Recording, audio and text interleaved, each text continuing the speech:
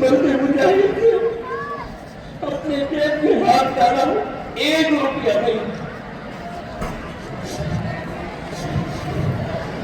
اس کے فون پر سے مجھے فون آیا کہ بیٹا یہاں کا ایئرپورٹ تک تم نے پہنچا دیا، بمبئی ایئرپورٹ پر اتر کر مجھے اپنی منزل پر پہنچنے کے لیے ٹیکسی کا کرایہ بھی ادا کرنے میں الحمدللہ رب العالمین۔ قابل صد احترام و صد تکریم حضرات علماء کرام اور برادر عزیز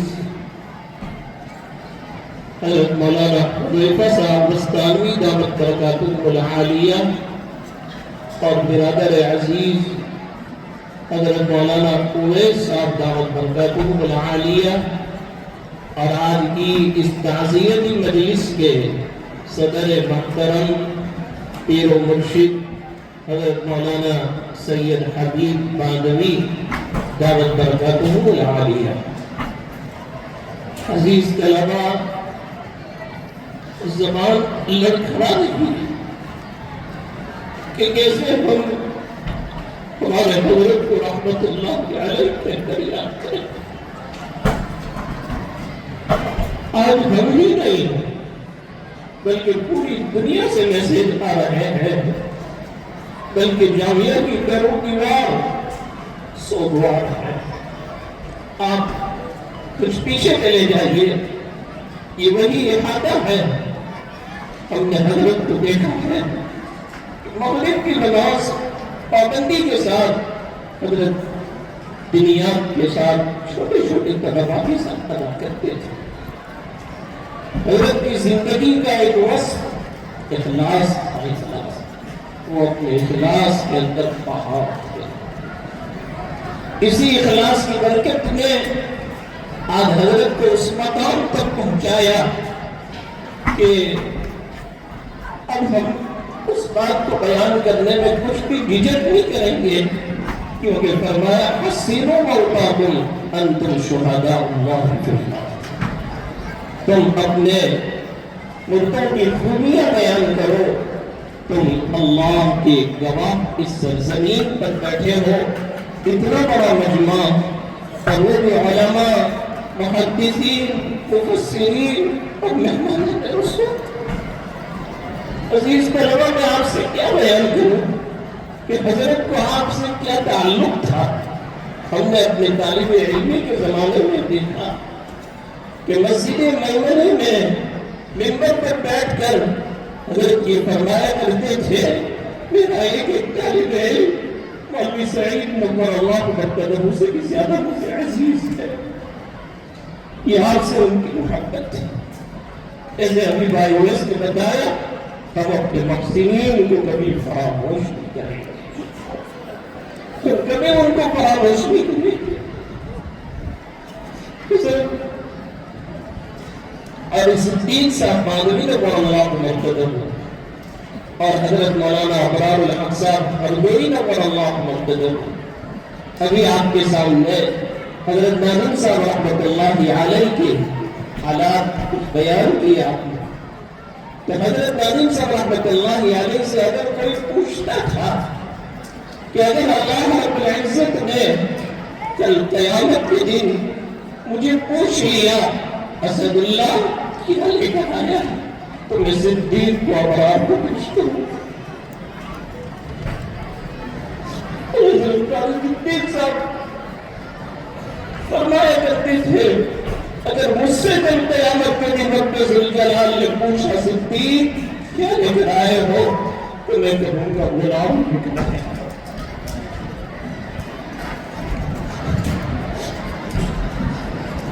یہ اللہ مقبولیت کی دلیل نہیں کیا۔ حضرت نے دنیا کو کبھی اپنے سے قریب آنے نہیں دیا، یہ تو ہم نے دیکھا۔ ہم ہمیشہ ایک نصیحت کرتے تھے کہ بیٹا دنیا کی محبت، حب الدنیا رأس کل خطیئہ، حب الدنیا رأس کل خطیئہ۔ اور وہ فقیرانہ زندگی انہوں نے گزاری ہے۔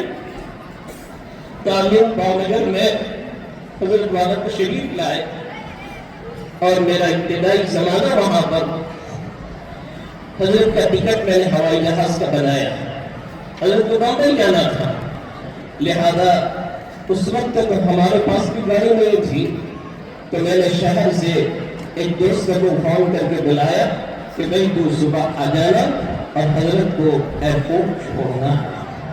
تو وہ بیچارے آ گئے، حضرت بیٹھ گئے۔ جب ایئرپورٹ پہنچے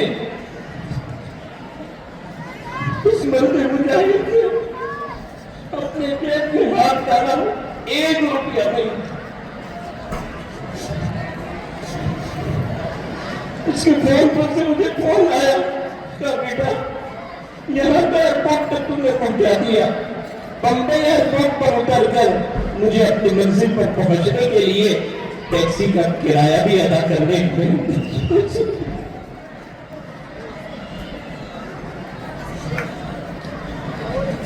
وہ فقیر تھا لیکن دل کا بادشاہ تھا، اللہ ہمیں بھی ایسا کرے۔ اس نے دنیا کو کبھی اپنے قریب آنے نہیں دیا۔ میں نے اپنے دوست سے کہا کہ بھائی حضرت کو 500 روپئے کو دے دے قرض کے طور پر اور میں تجھے ادا کر دوں گا۔ یہ وصف امتیاز ابھی آج بھی ہم سب بھائی بیٹھے ہوئے تھے اور اسے پسند کیا کہ اپنے دنیا سے گئے 1 روپئے کی میراث چھوڑ کر حد ہو گئی، 1 روپئے کی اس پہ میراث نہیں چھوڑی۔ اس نے دنیا کمانے کے لیے اپنی زندگی کی اور فقیرانہ زندگی انہوں نے گزاری۔ واقعتاً اللہ نے ان کے نقش قدم پر چلنے والا بنایا۔ حضرت کا حال، حضرت کی خوبیاں شمار۔ ابھی بیمار ہونے سے پہلے استاد الاساتذہ حضرت مولانا ذوالفقار صاحب نور اللہ مرقدہ سابق شیخ الحدیث فلاح دارین ترکیسن، حضرت سے بڑا تعلق تھا۔ جب بھی حضرت کچھ بات نہیں کرتے تو میں ویڈیو کال سے حضرت کے ساتھ جب حضرت کا تذکرہ کرتا تھا ایسا لگتا تھا کہ حضرت کو ایک جوش آ گیا ہے، ایک دم ہوش میں آ جاتے اور میں کہتا تھا کہ حضرت سید مولانا ذوالفقار صاحب واقعتاً سید تھے، تو کہتے ہیں بیٹا واقعتاً وہ سادات تھے۔ اور پھر انہوں نے کہا میرے استاد نے کبھی کسی سے سوال نہیں کیا ہے، کبھی کسی سے سوال نہیں کیا۔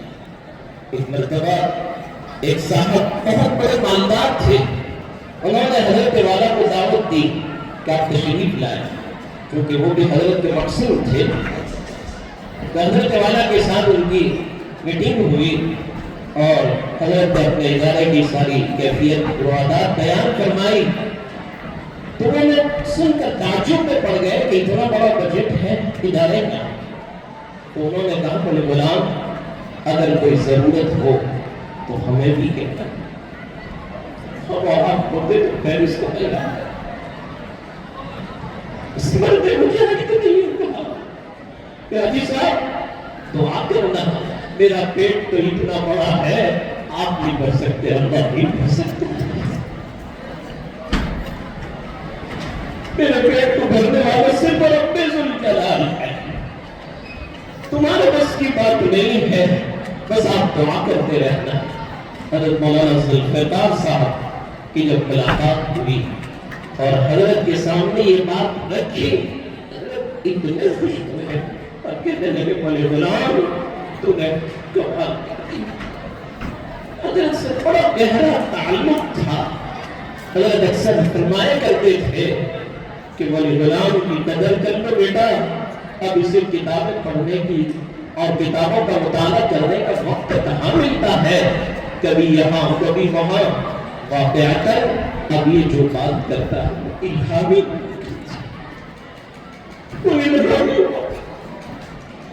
ہم نے دیکھا حضرت کی بات بڑی سیدھی سادی ہوتی تھی، لیکن مجمع پر ایک ایسا اثر پڑتا تھا ان کے اخلاص کی برکت سے کہ پورا مجمع اشکبار ہو جایا کرتا تھا۔ ہم نے تو دیکھا اپنی طالب علمی کے زمانے میں سالانہ رپورٹ عام طور پر محتمین حضرات اپنی رپورٹ پیش کرتے ہیں، لہذا حضرت والا کی رپورٹ جب پیش کرنے کا موقع آتا تھا آپ اس لکھے ہوئے کاغذات کو ہاتھ میں نہیں لیتے تھے، بلکہ خطبہ ہی ایسا جاذبانہ انداز میں حضرت کا ہوتا تھا پورا مجمع اشتباہ ہو جاتا تھا۔ واقعات حضرت کی خوبیاں بے شمار ہیں، وقت میں گنجائش نہیں ہے میں آپ حضرات سے کہوں گا کہ ہم حضرت والا کی خوبیوں کو اپنی زندگی میں لائیں، کہو انشاءاللہ۔ جامعہ کے وفادار بن کر رہیں، جامعہ کے منتظمین اساتذہ کرام کے وفادار بن کر رہیں اور ہم دعا کرتے رہیں۔ آج کی اس تعزیتی مجلس میں میں یہی دعا کرتا ہوں جو دعا حضرت مولانا عبدالحلیم صاحب جو نے کیا کرتے تھے اپنے ادارے کے لیے، حضرت کی دعا ہمیشہ ہوتی تھی اس ادارے کو تا قیام قیامت جاری اور ساری فرما، اس ادارے کو تا قیام قیامت جاری اور ساری فرما، اور جو بھی اس کی چھت کے لیے آ جائے رب کریم کسی کو محروم نہ فرما۔ اللہ نے آپ کو ایک بہترین ادارے میں جگہ دی ہے، آپ اس ادارے کی قدردانی کریں اور آپ اپنے مقصد کو سامنے رکھیں، اور جب بھی آپ اٹھیں تو آگے بھی اپنے مقصد کو پوری فرما، ہمیشہ ان کے لیے دعا کرتے رہیں، اپنے اساتذہ کرام کے لیے دعا کرتے رہیں۔ حضرت نے مجھے کہا کہ بیٹا میری تمنا ہے کہ میرے حضرت تو رخصت ہو گئے لیکن ان کے گھر والے وہ ابھی دنیا میں ہیں، کیونکہ میرا پہلا حج کا سفر حضرت کے ساتھ ہوا تھا۔ اس سال حضرت سعودی حکومت کی دعوت پر مکہ المکرمہ تشریف لائے تھے، میں اور میرے گھر والے حضرت اور حضرت کے گھر 4 کا قافلہ، بڑا عجیب منظر تھا اس وقت۔ لہذا حضرت سے جب ہم مزدلفہ کے ساتھ پیدل چلنا شروع ہوئے گرمی شباب پر، پسینہ سرابور، ہم پسینے میں سرابور کے پانی کا حال بھی پوچھنے والا نہیں، تو کوئی بس نکلتی تھی ایئر کنڈیشن تو مجھے کہا کرتے تھے بیٹے حلیم، میرے گھر کی حضرت کا حج تو تیرا اور میرا ہے، کیوں حضرت کا غلام کو کیا پتا چلے، وہ تو ایئر کنڈیشن بس میں آرام کر رہا ہوگا، یہ محبت تھی ان کے ساتھ۔ حضرت نے کہا کہ میں بہت خوش، پورے سفر میں حضرت اتنے خوش تھے، مولانا ذوالفقار صاحب میرے گھر والے کو کہا کرتے تھے بیٹی یہ تو تیرے باپ کی برکت ہے کہ اس نے ہمیں حرمین کی سفر کے لیے ہمارے لیے والا کے لیے خوب دعا کرتے رہے، اور ہمارے دونوں بھائی ہمارا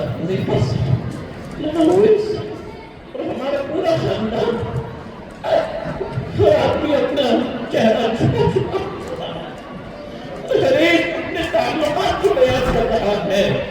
حضرت کو مجھ سے ایسا تھا چھپوں کے ساتھ چھوٹے ہو جائے، ایک بہت بڑی بات بتائی کہ حضرت مجھے ایک جملہ کہا کرتے تھے بیٹا زندگی میں کبھی کسی سے انتقام نہ لینا، بہت بڑی بات ہے، زندگی میں کسی سے انتقام نہ لینا، معاف کرنے کا جذبہ رکھنا۔